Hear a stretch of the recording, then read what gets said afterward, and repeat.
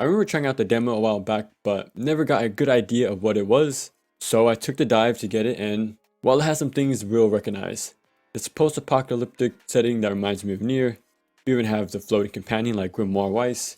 Our main protagonist design kinda reminded me of Nero. Plus there's on-the-fly weapon swapping, the clash parry, glory kills, even perfect dodges and weapon swap counters. And we even have a leash that we've seen since the beginning of the 3D action genre. So a little bit of column A and a little bit from column B. But first, this is Combat Overview. In the series I go over the general controls, to the game's main mechanical mechanics, who or what we use those tools on, and then seeing how it all comes together. Bit more in depth, but that's what we do. Ultra Age is about swapping your swords to take out specific enemy types a lot easier. A lot easier. Kinda as Simon Says thing, really straightforward approach that admittedly pigeonholes what you should use and when. Okay, so there's 6 weapons, but only 4 of them are worth using. Steel Swords is your first one, but it gets outclassed pretty quick and no use using it after the first few minutes. But it gets the basics across of how weapons work. Lights on square, heavies on triangle. And you can chain at different moments to get unique enders. Got the launcher, in place attack dealing decent damage to a single enemy. The best one having you move around while spinning, landing multi-hits, and crowd controlling. And lastly, a powerful little combo. But since it takes a while to get there, you won't see this one much. Now these enders are the same for every weapon. Makes it easy to switch between them, but there's nothing distinct about them. Except the gunblade, which shoots on their heavy and their enders, but it doesn't hard counter much, and the game basically requires specific weapons to deal any damage. So the real weapons you'll use is the katana, lightning blade, claymore, and charge claymore. Katana hard counters organic enemies. That'll do major damage to them and will actually do weakness damage as well to set up a quick glory kill.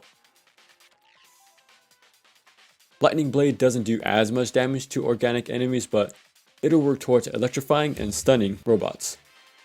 And that's where the claymores come into play. They're slow, but they do big damage to robots. And they're honestly the most common enemy type, so you'll just switch to the right weapon and take them out. To swap, just tap R1. But if you hold R1 and press the face button, you'll swap to a weapon of your choice. You can even customize which ones are equipped in which slot. But yeah, swapping cancels attacks, so you can easily mix and match on the fly. So switching to the katana or the lightning blade will do combo extenders, while switching to the claymores, you'll go into this defensive stance instead, and if an attack makes contact, you do an automatic counter follow-up. Again, switching can be done reactionary, since it cancels stuff. And since we're on the topic, let's talk defenses.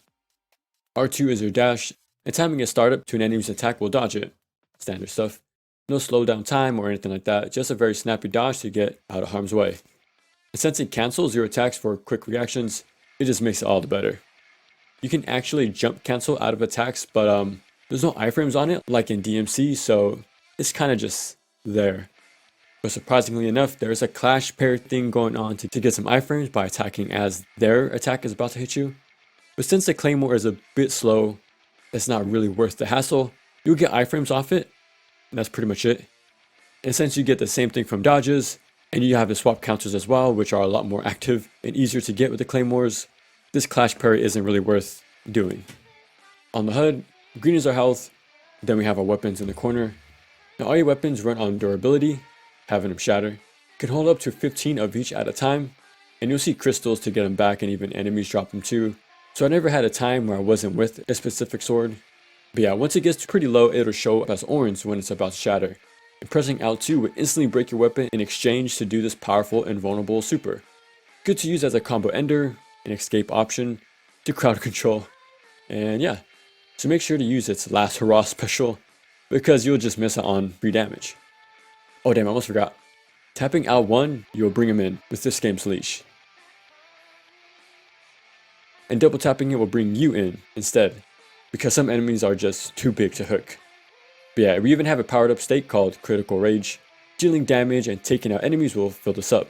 And once it's full, you can pop it with a D-pad, and then you'll basically do crits with each and every attack you land. Now onto enemies we're going to fight. Like I said, there's going to be a lot of robots in this game. We got big robos with hammers setting up pretty fun back and forth counters. Orbs that form together in different ways to cover the area and lasers. And even a boxer robot, which is my favorite. Then there's color variants. Green will disperse heals, blues have extra shields, and to break these you need to attack them with the lightning blade. And there's red ones who are just overall buffed to deal more damage and are a lot quicker, and will actually self-destruct as their desperation attack.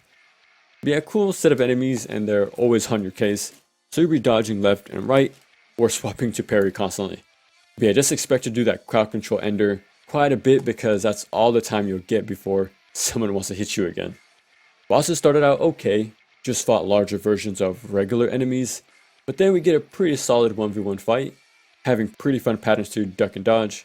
Then a multi-phase Robo Snake, a more platforming heavy boss having you dodge lasers and try not to get caught up by these explosive walls that chase you down.